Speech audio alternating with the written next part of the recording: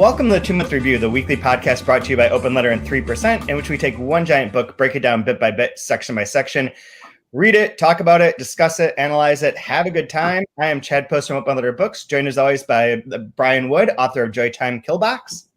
Hi, Chad. You know, I realized I didn't think about it a lot at first, but I'm beginning to really dislike the verbs you use to describe what we do on this podcast. Read it, talk about it, analyze it. It just sounds so unfun. And yeah, I don't know. It's like, this is clearly not a clinical, this is more like a mystical yurt of exploration, more so than read about it, analyze it. I mean, from now on, I should open it with like the 2-Month Review, in which we just shoot the shit for an hour about some given book that's long. No, I mean, like, my whole thing with it is, you bring on guests that are knowledgeable. They enlighten us with like fantastic things about literature or the culture or certain things, just things that give us a better insight. And my whole thing was just to always kind of have fun and remember that, yeah, I mean, these are important works of literature, but at the same time, they're meant to entertain and delight. And so I just try to bring the delight and stupidity aspect of it for some bigger, longer, more complicated works that tend to only get, very strict scholarship in the way they're talked about. So, I agree. We're just gonna have fun. I mean, we never analyze things. I don't know what I'm saying. We do a little bit, but that's just kind of the footway to get like important, fun people to come in, and they never come back once they realize, oh, it was like that. I get it. I'm good. Yeah, speaking of, there are 3 episodes left in this season after today's. Yes, 3 after today. There's one finishing the last part of part 3, one covering parts 4 and 5, and one that's like scholarship or whatever about Ada. So if you're listening and would like to come on, please email me. We didn't have really any guests this season for any number of reasons. Things didn't work out, but also like with the election and with everything kind of going haywire, it's been a bit weird. But there's still some time if you want to get on. And also the JR season will start up almost immediately. So if you're interested in participating in talking about William Gaddis's JR, I am going to be emailing a ton of people with a request to be on the show later this week. But if you're interested in it, if that's a book that you want to read or have read, loved, whatever, and want to just talk, have fun, want to come on and have some fun, give us some insights, hit me up, slip into my DMs, and we will make that happen. Because that book's going to go on forever. It's very long. I think this is a good setup for that. Because again, this is one that a lot of people hold dear or have a bad opinion of. Either way, there's a hot take either way with this book.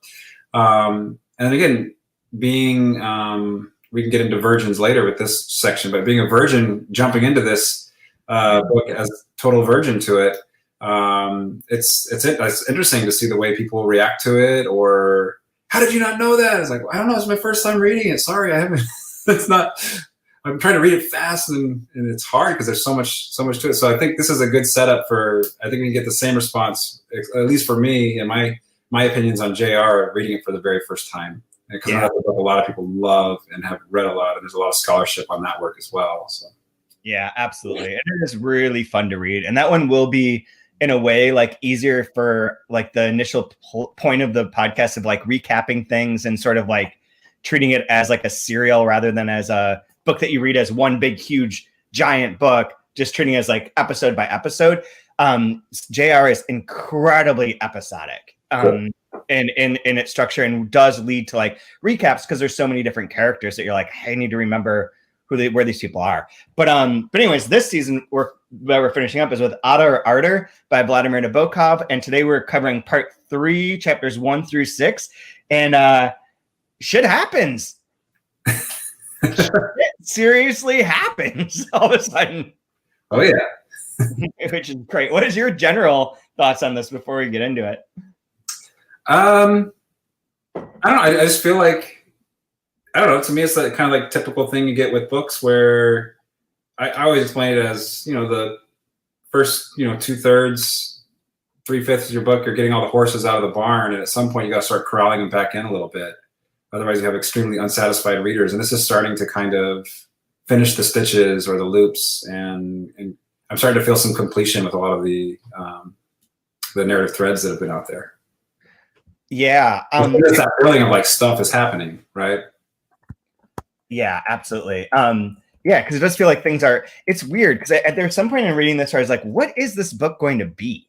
Yeah. I mean, we've read like 500 pages of it. And I'm like, what the fuck is this book really? You know what I mean? Like, so I see where, but I see what you're saying where it's like starting to corral things together, but at the same time, I'm still not certain like where we are. Like the anti-terror stuff, the stuff about time that gets referenced here, all that stuff is like, feels like it's about to come and it still has yet to come. And I don't know how that connects to like everything that's come before. I mean, we get our horror houses again, which is good fun. And we get big events, but like, yeah, you're right. It felt to me reading this, and most of it I read like last night and this morning, but there was a bit of like where it's really kind of goofy at times. Like the humor is kind of goofy here. Yeah, like it's this bourgeoisie idea of like inheritance and, oh, I have a building here and a place there, and they're just kind of like, would you like it? I don't really want. I guess I'll take it. Oh, I have another place over here that I spend a month at a time, or you know what I mean? Like, there's something really bizarre the way they talk about estates and ownership and the way they treat people. It's like this caricature of wealth and inheritance and of what your name means. And I love how in the book at the beginning, Van is sort of like, you know, I'm a good guy, really love Ada, like, you know, whatever. And then he's just like, if I don't get to fuck someone within 48 hours, shit's going wrong. Oh, buddy, slow down. You don't need to be that. Yeah, it's like how they're like gifting each other houses left and right. Like, here, you want this house over here? I don't even use it. You can have it. I don't care. Whatever.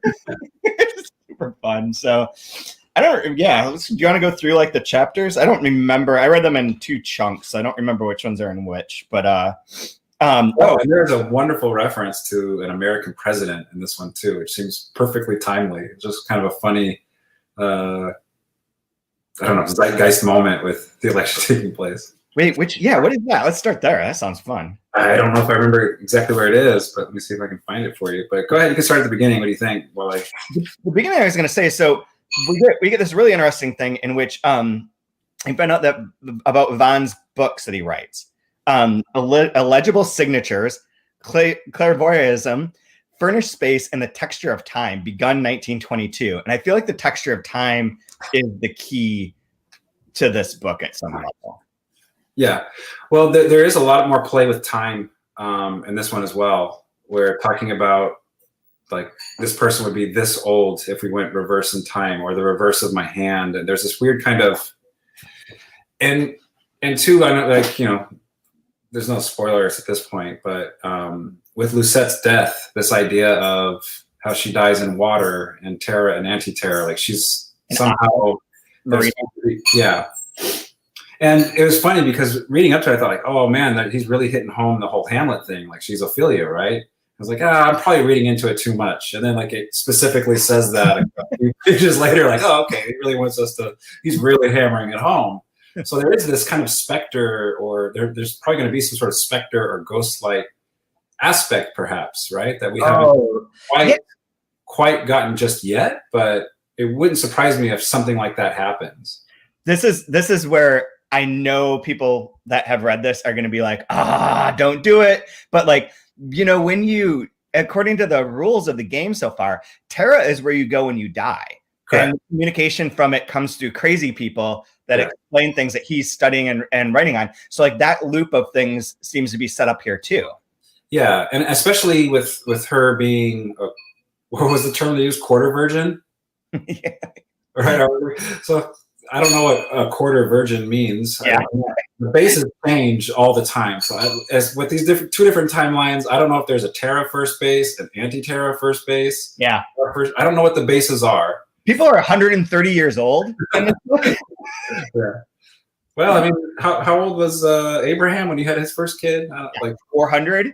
What's a few hundred years amongst friends? But no, like, and her dying as a virgin, there's that kind of trope in literature with that as well. So I'm curious how that plays out. So I'm really excited to see how that ends up. But yeah, me too. So absolutely. And there is actually 2 deaths here. Lucette's the second one. The first one is Marina. Correct. Yeah. In which this is like where someone had mentioned in one of the early ones, why we hadn't picked up on the fact that Marina is also Vaughn's mother. Yeah. And this is the one where it becomes like kind of on the nose, right? Mm-hmm. So on page 450, Vaughn's mother had been suffering from various obscure illnesses, which everybody thought she made up or talentedly simulated, and which she contended would be, or partly were, cured by willpower. Vaughan visited her less often than dutiful Lucette, whom he glimpsed her on 2 or 3 occasions, and then goes on to be like, and then Marina spoke to Vaughan about religion and Tara and the theater, but never about Ada, and just as he did not suspect that she knew everything about the horror and ardor of artists, that's a wonderful line to read, horror and ardor of artists. None suspected what pain in her bleeding bowels she was trying to lay by incantations and self-focusing, or on its opposite device, self-dissolving. So this is the one where it feels like that it's the first time that they say, like, that's his mother. Right? Yeah, I mean, it seems like it. But the other mother, Aqua, also has a weird illness, right? Yeah. Yeah, but this was the first one I thought, like, this is indicating that she is, because it doesn't mention Aqua anywhere on this page. Yeah, only Marina. Aqua's gone. She's already dead, I believe. Yeah. Yeah, and do tell him about your silly aunt Aqua, whereupon he nodded with a smirk instead of answering, yes, mother. There you go. That's the next page, 452. Yeah, so it seems like that's put to bed as a theory. I still don't like the situation of that is weird in the sense of like that would be a pretty big deal. Like if you like gave birth to a kid and then gave it to your sister to raise as her kid, that feels. Although I did see yesterday a headline that was like, woman 51 gives birth to grandchild, and I was like, oh boy, this sounds interesting. And it was just like a surrogate situation for her daughter and her daughter's husband, but like a woman did give birth to her own granddaughter. It wasn't Florida woman. I wish that would have been more fun. No, this one had all her teeth and everything. Like, looked like it was done in a proper way. You're only a grandparent at 51. You could be one in your 30s, you know. You wasted a lot of time. This is Florida, man. Looking for my shaker of salt. Oh my God. All right, so totally off topic, but 473, that top paragraph. Vaughan remembered that Mr. Alexander Skripach, the new president of the United Americas, a plethoric Russian, had flown over to see King Victor, and he correctly concluded that both were now sunk in molitude. It's perfect. Molitude, Russia, flying to see Russia, the new president. Like, it's like, oh wow. This was the chapter I fell asleep reading, actually. It happened. Because I underlined one thing that says, good Gamaliel not reelected after his 4th term. I was like, oh, that also sounds familiar. You know, given the Trumpian state of things right now, where he's going to have like victory rallies and just won this election by saying he won the election, second term, we are doing legit literary criticism. We just did it. Like, nailed Ada. We made this the highest quality research criticism of Nabokov ever. No, I mean, I'm kind of pissed off because the thing I'm working on right now is a black satire, and there, like we've said this before for years, there's just no room for parody or, I mean, just I don't know if satire works anymore, because the whole imagine I'm workshopping a chapter to you and I tell you, all right, so the president's lawyer, his name is Rudolph, and he's like this horse-faced guy with a big pinky ring, and he's like, hey, we're going to say the election's stolen. We're going to the Four Seasons, but they accidentally do the Four Seasons landscaping. So now he's got to do the press conference in front of a landscaping store that's in between a crematorium and a sex toy shop. And he does it anyways. Yep. What do you think? You'd be like, yeah, it's kind of a hat on a hat. I don't know if people would buy that. Right? Absolutely. You can't make this up. It doesn't get any better than that. It really doesn't. And that speech is wonderful, because they're like, well, what do you have to say about every network calling it? Who's called it? Everyone. Like, you can't. It's not real. And so, like, obviously I know Nabokov's having a lot of fun, and I do agree he's looking at these like super elite wealthy family names and just kind of making fun of it. But again, he's having so much fun doing it. Yeah. This is a fun chapter or fun section because they, at least on 2 occasions, if not more, uses artist as like a verb. Or not as a verb, as an adjective. It's worked in there a few different times. Almost like that one that I just read, the horror of the Ardor of Artists. Whatever that was. The horror and ardor of artists is fun, but like the artist shows up a few times like later on, where it's like kind of a fun, like it's just almost goofy. Yeah, right here, like artistically and artist alecky. I can't say that. He's getting like into the dad, like really smart dad joke territory, as far as I'm concerned. Like where like the puns, like I get it. Like I think there's like a guy named George that's a waiter, and he's like gorge, like they're getting a lot of food. Like, oh, the pun, I could have done the pun, or what?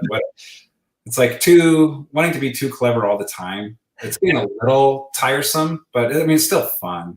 I thought it was like just goofy enough to where it's like these things are crazy, and like now you're just like goofing on things. Like here's a couple more. Like when she falls in the water, tentacling hair. That's a great phrase. Yeah. And Dr. Bean was deeply immense in his interesting work as 3 separate words. Interesting work. It shows up in chapter 2 on page 453 when he meets his old friend and he mispronounces his name, mispronounces his first name, his last name. What are you doing to stay so thin? He's like, oh, I'm on a diet of champagne instead of beer. How's your wife? Like, oh, she had twins. Like, she's portly too. Like, we're both just getting fat, drinking beer. You know? I love that. I feel like there's like this disdain that either this author has, or maybe it's Nabokov that has, for the way he describes art in this. There's like modern art is basically like fecal matter spread across the canvas, like how it, like it's rubbish. Or when they talk about a jazz band, they're all just masturbating on instruments. And it's like that. That's an interesting way of talking about impressionistic art. It's just like fecal smears, right? Or, you know, like that's cool. I have to go back and read it to make sure I'm not making up this definition. But there was in the book that I'll read, I'll send you part of it too for our scholarship episode, but the book by Aslan Nafisi that's about Nabokov, that was like her master's thesis or PhD thesis, doctoral thesis, has a whole bit about his relationship to like kitschy art and plastos, I think is what it's called in there, and that he had a great disdain for people who like collected like that kitschy sort of art of like the acquiring of things, and like where it is either like the goofy like knick-knacky stuff, or like what we were talking about where it's like, oh, well, this painting is really like whatever, I have this painting, that sort of like that relationship to art he sort of like jokes with almost constantly as like that's not really it, guys. Yeah, no, like I don't know, it like strikes me as the type of person that has season tickets to the symphony and then like scoffs when like a new Stravinsky piece is played or something. Like, ugh, you know. Yeah. I would have rather been bored by Debussy than have to hear this, you know, cacophony of primal urges or blah, you know, like whatever that like thing you say at the martini after party to sound smart. You know what I mean? Like, I showed you can't like anything new because it's not seated in this deep history of pomp and circumstance and scholarship and blah blah blah. Yeah. Speaking of, I have 2 things. So one was and for my class, I always show them book trailers, and I always show them the same book trailers because they're all terrible, but like these ones are specifically terrible in different ways. And one of them is the super sad true love story, Gary Steingart. Yeah. Which, have you seen that, where like the whole gag is it's all these people being like, you know, Gary's very accomplished, even though he can't even read. And he's just like dim-witted, like faux Russian, where even like Jeffrey Eugenides is like, yeah, when he was in college, he took some sort of a hallucinogen and like thought that he was like a Russian immigrant and started talking in an accent and pretending all these things. But there's one part where they're asking this girl like what she thinks of him. She's like, well, I really like his class at Columbia, his seminar on how to behave at a Paris Review party. and it has him like with a glass of whiskey in front of his class. He goes, I sure do appreciate the early Ian McEwan over the later Ian McEwan. And everyone has to imitate that. And then he makes for the one guy. He's like, James Franco, show him how it's done. And James Franco's there, like swirling his glass. But that sort of thing, you just reminded me of that, like with your whiskey, with your Manhattan or martini times and Stravinsky. Yeah. The other one that was like a weird reference that I think I caught, and maybe I'm making this up again. People can tell me I'm wrong. I don't care. Oh, quick aside on that. We used to have this in my MFA. We used to have this one gag running where we each had to take turns where we would draw from a hat, and there was a thing that we had to say in the workshop at some point to see if we could slide it past the professor. And I remember the one that I got for my year of workshop was, I just can't do it with George Saunders. There's so much rising action, or like there's something about I had to, in this really annoying tone, have to talk about so much rising action in George Saunders and liken it to the piece that we were workshopping. So like that same kind of game where you had to have that comment, like whatever. It's sort of like our old 2-month review bingo, but like yeah. I did that once with a panel I was on that was going to be really boring. I was like, send me whatever words you think of, text them to me, and I will try and work them in. And I managed to work in all of them. Pirates, Murakami, all sorts of random shit. Oh, you had the Vladimir Nabokov bingo you sent me, remember? Oh, yeah, that's right. Yeah. But totally, everybody completely missed the fact that they didn't do the bingo board correctly because there's not enough squares to spell bingo. Like, I appreciate all the research of these are the tropes and the go-to moves for Vlad. Bingo has 5 letters in it. There are 4 squares across. So Bing. Search engine. Maybe a bingo board is copyrighted and we just don't know it. Maybe. So here's one that I thought. So 490. I thought was very funny and like kind of where this is goofy, but also like what you're saying, like nods towards high art. In a series of 60-year-old, so this is after they're at the movie. He sees Ada on screen. Oh, that's a whole other thing we have to unpack at some point. Okay, that was such a cool scene. Like, okay, let's circle back to that for sure. So this is at the end of that. So he gets up and leaves Lucette, and he goes to the bathroom to jack off, right? Mm-hmm. Okay, so in a series of 60-year-old actions, which now I can grind into extinction only by working on a succession of words until the rhythm is right, I, Von, retired to my bathroom, shut the door, blah, blah, blah, blah. Now that retired to is part of this. I'm pretty sure it's retired and not reposed, but there is in Dubliners, there's a character that retires to the outhouse. And there's people that had criticized the critic had been like, this is dumb, like nobody talks that way. He like went to the outhouse, he pooped. He didn't like, retire to the outhouse. And Hugh Kenner has this whole principle about how in indirect writing of that sort, like where you give over the words to the character, and that character, Uncle Charles, would retire to the outhouse because he thought of himself in that particular like pompous sort of way. And that gave his character both a motivation, but also like a texture to them. And that specifically using retired here in terms of the bathroom made me think of the Joyce bit. And here it's upended because it's not even like, in that one it's weird because like, yeah, he's just going out to like read a newspaper and like wipe his butt with it. And here it's like Von's going to jacket because Ada's scene was too much for him. Yeah. And there is this, it's juxtaposed to 60-year-old and extinction. Mm-hmm.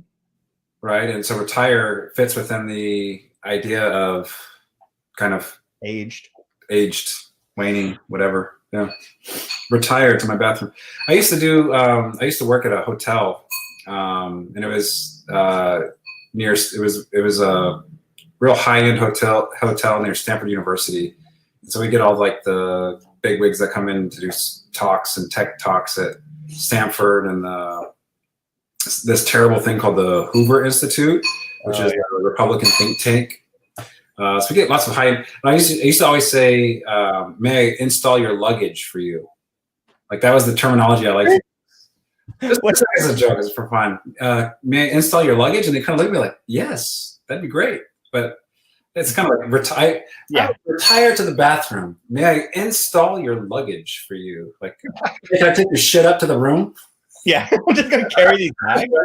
It's not what you say; it's how you say it. Number one.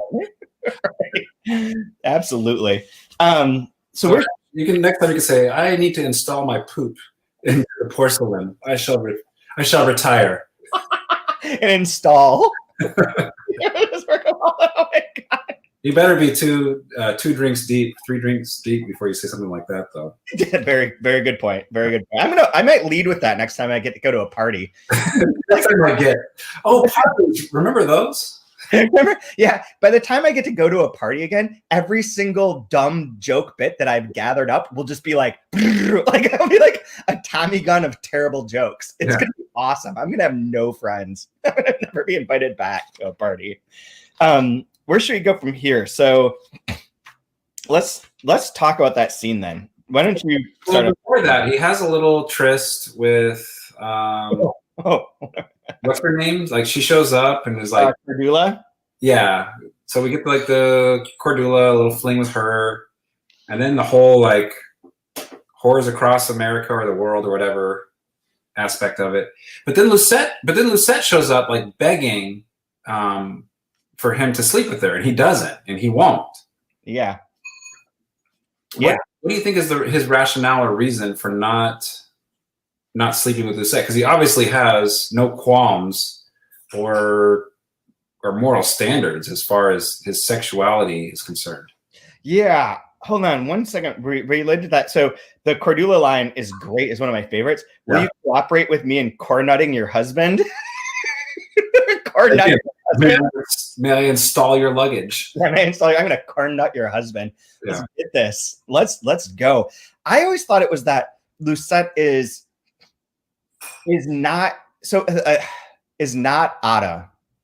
Simply that she's not. That Ada is his real love, and like Lucette would complicate that. Like he'll fuck anyone else, and like does all that, but like Lucette would be then almost a betrayal and like a pale copy.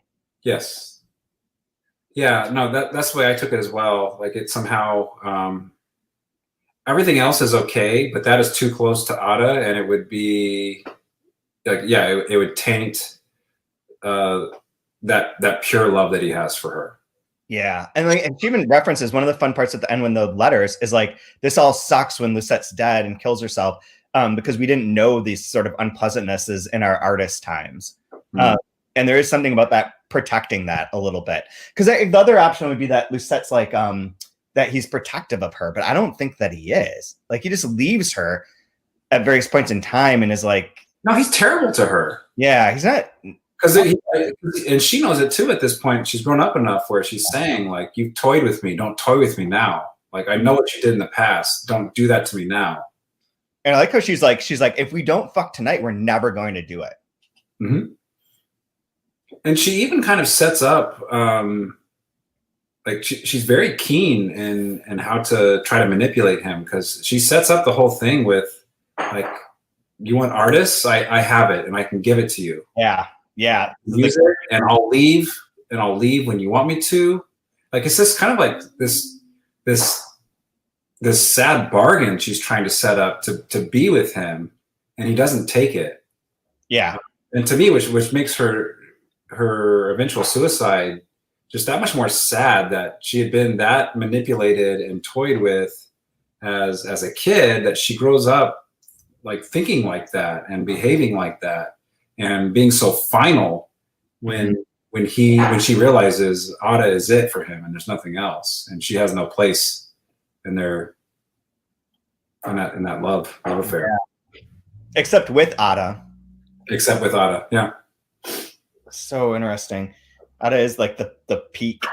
The other two are aspiring towards. I'm sure there's an essay about it. Maybe we'll find one, but there's another reference here to that. We've been seeing that yellow and black butterfly, and the whole with the pillows are yellow and black again. So I'm curious. There's that kind of echo throughout the work. So I'm kind of curious what that means or represents, or that'd be a fun thing to unpack. So hopefully that's something we can do in the scholarship episode. I'll do a deep dive into the scholarship thing this week, so we can get it all lined up and see if any of your recommendations, please slide those along too, or send them. Because I think the Hamlet stuff and the Garden of Eden stuff is pretty apparent. For me, the yellow and black is a little bit weird, and then the whole water. There's the water element that's going throughout.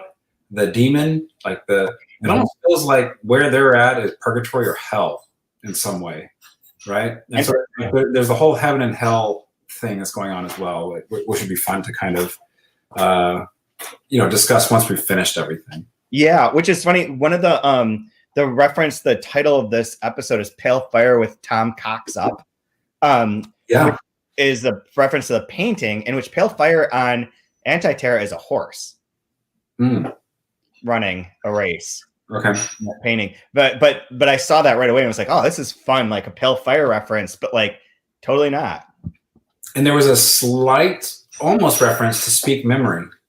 Oh, there's a reference. I thought all the Dolores stuff always makes me think that those are Lolita. Like there's so many Lolita ones, but all of the Dolores ones are like. Yeah, when they talk about Dolly, it's like, oh, is this a Haze? Yeah, a dancing girl lifted from Osberg's novella, as was to be proved in an ensuing lawsuit. Yeah. That's a line I was looking at. So what about this, like unpacking the movie? I thought it was really interesting because the episode before you were talking about the viewer and the way those letters the pictures. Yeah. And the difference in memory of this is how I remember this situation. And then here's this person who took a picture of it and now trying to figure out, is that how it really happened or not? And then I love that we get to see the two people that are closest to Ada in her life. Mm-hmm. I assume the younger sister and Vaughn are both watching the same picture and having completely different reactions to the same just kind of blank subject, right? Yeah. It's just a subject on the screen, but the two are having completely different reactions to it. And I thought that was so fascinating, the way he set up that triangle in that view, and with two being voyeurs of the subject. So really interesting, really cool. Is all of this book set up as triangles? Is triangle like the main motif of this whole book in the end? Well, I don't know. There's all these shapes that show up like that over and over again, either like in pairings with the people, the names of people. The V versus an A. Versus the A. Yeah. The VV for the author as the Vladimir Nabokov sort of stand-in at times. Yeah. Like there's a lot of it that like makes me think that there's, I don't know. I like patterns of shit like that though.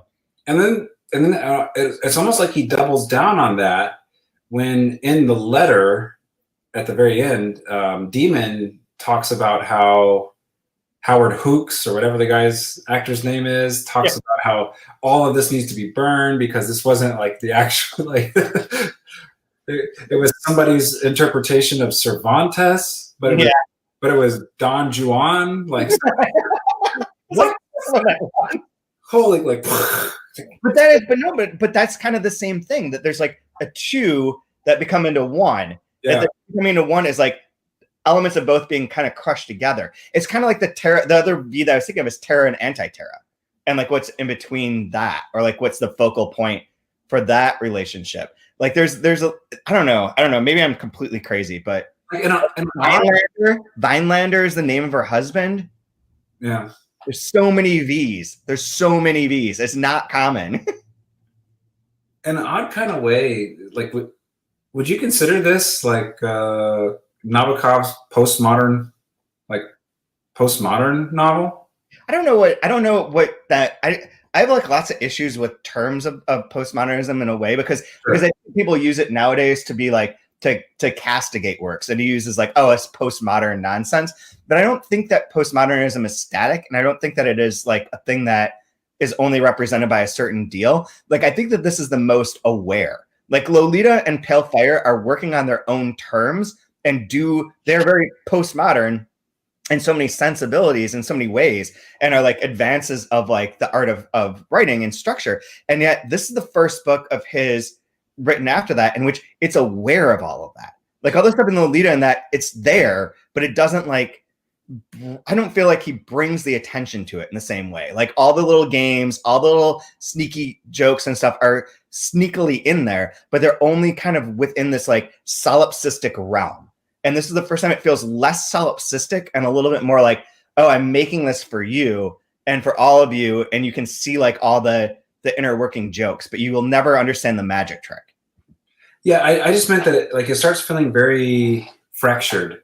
Like it just starts like cracking and cracking and cracking and cracking, which gives that kind of weird, to me, like that 60s postmodern feel where it's like, what it sounds weird. Once we go off the gold standard and there's the federalist, like what is money anymore? And it just starts shattering and it becomes completely weird and meaningless and hard to figure out. And that this part here where I felt like I was like in this Hall of Mirrors funhouse made me feel very postmodern. Like it felt very postmodern in that section of like, oh my God, what is he doing right here? This is incredible. Yeah. And again, postmodernism, I know it's one of those weird, broad brushstrokes, but I mean it more in the sense of like abutted next to modernism, right? Less like finding a coherence through things and more of exploring the fragmentation of things. Correct. It's more about fragmentation and meaning and almost a loss of meaning as you start deconstructing stuff. I mean, it really does too, because in a sense, like this book has always been asking us to upend our morality, and it's begging you to like say like it's okay for him to fuck his sister. Well, like just think about that key scene where Demon is confronting Vaughn and is like, oh, it's worse than you think, actually. There's this, and this. like you're only scratching the surface of the depravity of the situation. Yeah. And he's like gently rubbing the edge of the desk. Like, yes, like he's asking to just normalize and actually kind of praising and exalting this insane aberrant behavior. I mean, yeah, this is one of those sections too where like about Lucette in particular, where it's like, this is kind of hot. Like his descriptions can be very sensual.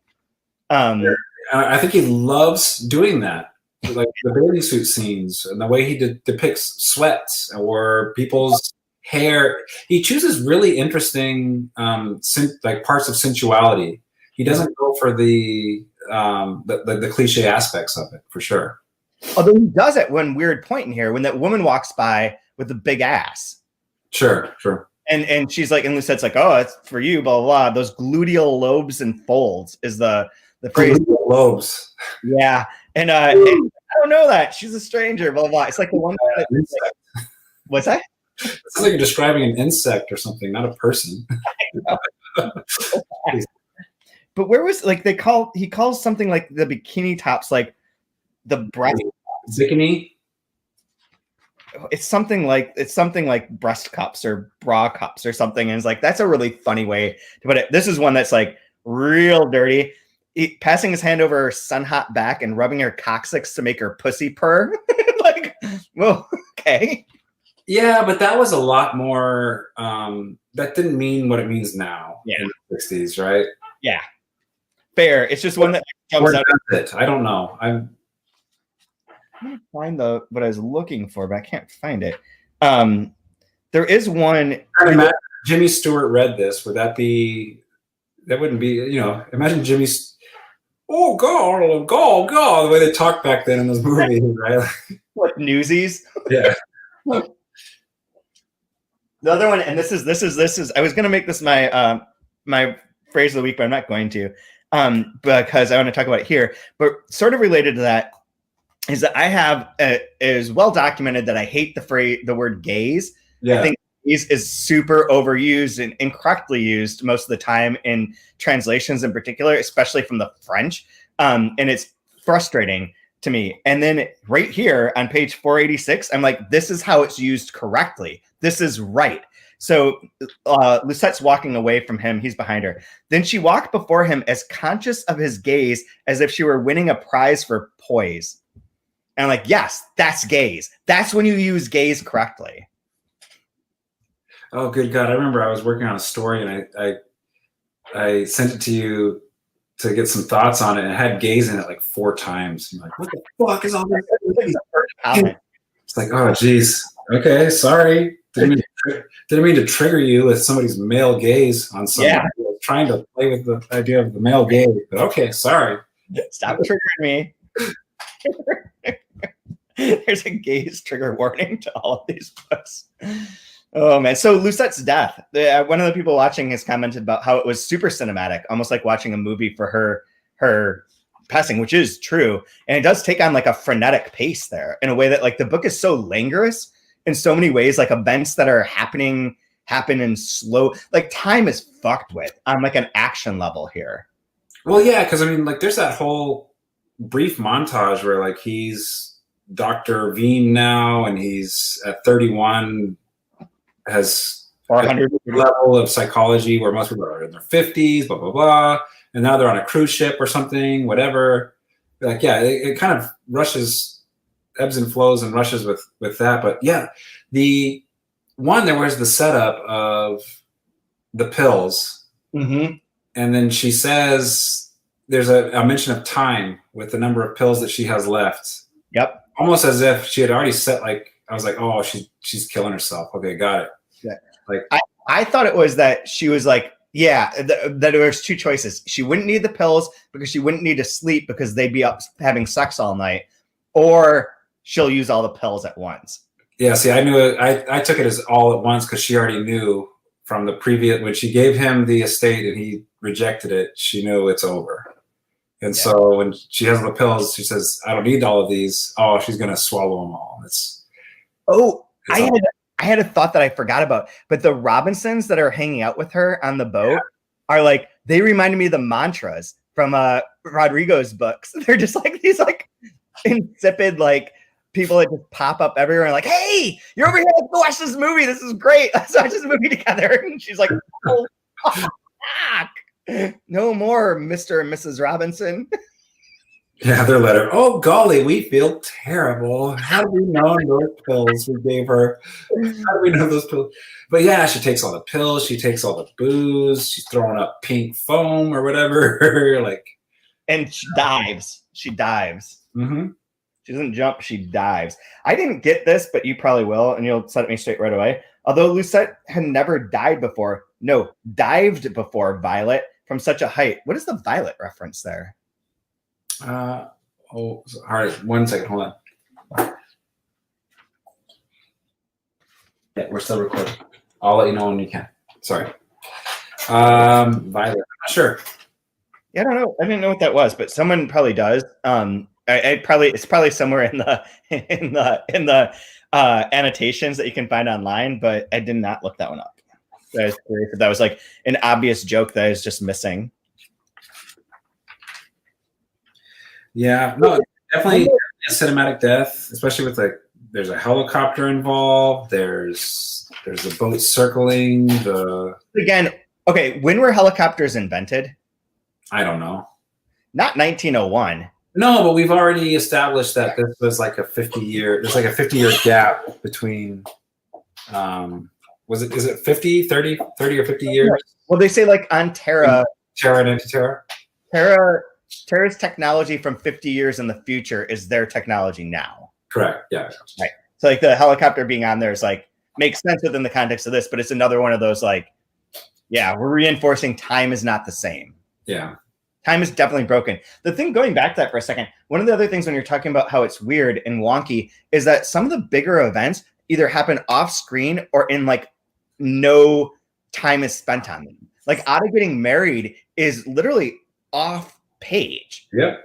But then you'll spend like epic amounts of time on like the photographs of them being at artists, which we've already seen in other ways. Like it's weird. The pace and flow of it is very specific. Like it gets like elongated at moments in time where it's like blissful, maybe. I don't know if this tracks, but it feels like it gets elongated at points in times when there's like blissful moments or like moments that they remain in. And then the action is like quick as shit when it's like just stuff that needs to get off the board. Yeah. Like that she gets married, that she moves, that she does that. She's in the films. Like the fact that she's in these films is not told in this book. Like it's like a paragraph. Yeah. It's weird. The time of it is very weird to me. And I think that could be, I hope that there's an essay on like time in this book. Yeah, weird. Yeah, and helicopters, I just Googled real fast, it said 1939, late 1939 was like the first one. So probably in the 40s when it's actually being. Yeah, I track everything by like world wars. And I was like, World War I didn't have helicopters. Or did World War II really? No. Vietnam, though. That's all those great helicopter, the Huey. Yeah. Can't have platoon without a helicopter. Helicopters were like stumping for Vietnam after manufacturers. You know, it's a weird thing, like to think about time. Slightly off topic, but these two movies existed in the exact same year: Top Gun and Platoon. Wow. So, like, you could look at the military and war or whatever, and two like really different avenues of the Reagan administration between Top Gun and Platoon.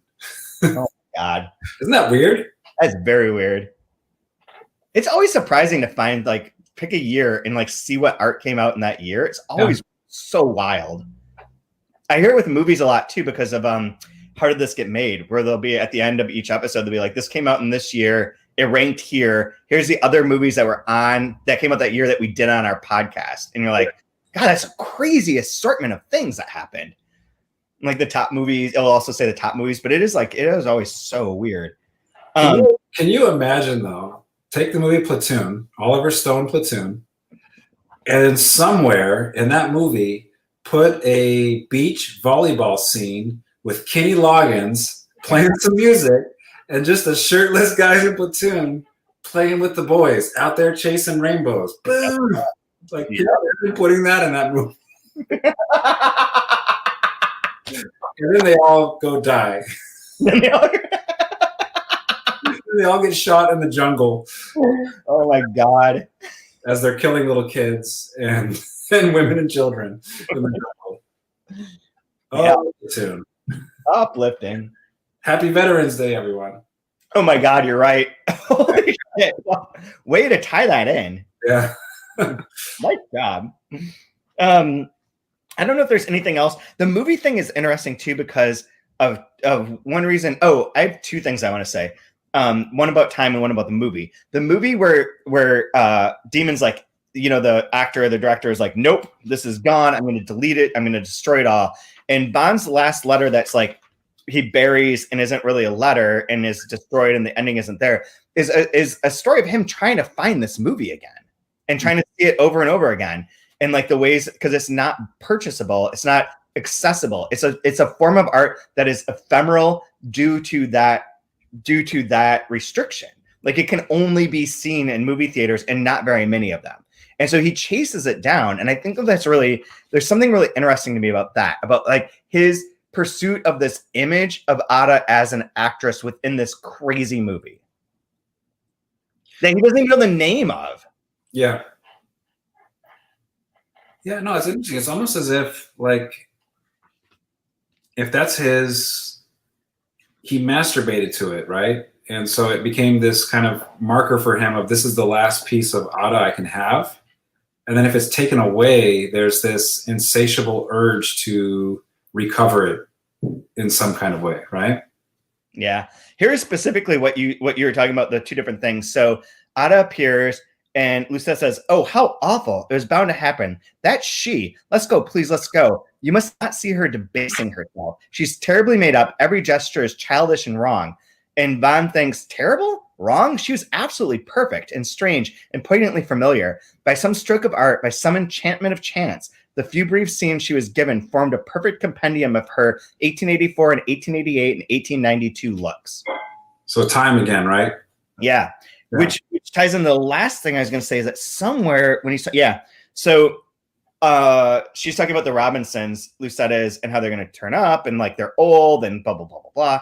And he says it's very clever, except that time itself is motionless and changeless, which is like almost the Slaughterhouse-Five version of time, of it being like one unchanging thing. You were just at a different point along the spectrum.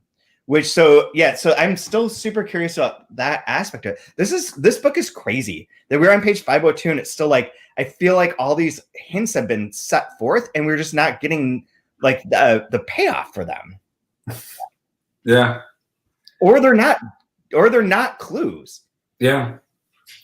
And again, this is like a section where a lot happened, but what is actually resolved? Yeah. Nothing. Like he doesn't have sex with Lucette. She is dead. Love it. Love it too. So she's dead, but I mean, I love that it completely subverts your expectations as to what's going to happen. Absolutely. Yeah. So do you have a favorite line from this or any last things that you want to bring up? No, I just thought that triangle of them, of Lucette and him observing her on celluloid and the two different reactions was just such a brilliant scene. Loved it. Was so in awe of that. Just I guess to kind of right before that thing that you said about how awful or how great, page 488 at the bottom. And the magic rays of the camera and the controlled delirium of ballerina Grace, 10 years of her life had glanced off, and she was, again, that slip of a girl, as she had jested once to annoy her governess by a fictitious Frenchman's mistranslation, a remembered triviality that intruded upon the chill of his present emotion with the jarring stupidity of an innocent stranger asking an absorbed voyeur for directions in a labyrinth of mean lanes. It's interesting. The one that I was going to read is right before that is 487. Relates to the time thing again. More, in fact, but no matter. Our measurements of time are meaningless. The most accurate clock is a joke. You'll read all about it someday. You just wait. And again, that goes back to you were talking about the book. The only thing he does, the only thing he writes that's going to matter is going to be on time. Yeah. And I think that's going to be part 4. Yeah. Can't wait to find out how wrong we all are. Yep. Same thing. But next week we'll be going over chapters 7 through, I believe it's 11. It's the end of part 3, or maybe it's not even that many. 7 through something. But it's up to page 532. And it is the end of part 3, and then we'll have part 4 and 5 the week after that, followed by the scholarship one. But we're very close to the end of this. And within this week, we'll announce the schedule for everything for JR. So again, if anyone wants to get on that, please email us. You can always email me at chad.post@rochester.edu. It's easy to find on Twitter at chadwpost or Instagram or wherever. Brian, you want to plug anything or tell people where they can find you? I want to plug the French composer Claude Debussy. It's a wonderful thing to read or to listen to while you're reading this book. I put it on. It's perfect for the feel. It's kind of dreamy, but a little bit seductive at the same time. Perfect for this. If you like short stories, pick up my book. If not, don't worry about it. Get JR, and we'll have some fun. Absolutely. I have to. This is random, but I'm going to say it here anyways. Have you ever listened to the Dandy Warhols? Yes. Okay. Did you know that they came out with a new album this week? No, I haven't been following new albums. No. Okay. So their album is a 3-hour and 43-minute long set of songs that are all instrumental, like trance. What do you call that? That's the word I'm looking for. But like drone music. Oh, cool. Isn't that the most bizarre? Yeah. All right. Check it out. It's very weird. I'll use it as the intro music for this, like a bit of it, because it's bizarre to me that someone is just like, you know what we're going to do? We're going to do an album in 2020, fucking 4 hours long. Everybody's got time on their hands. Time on their hands.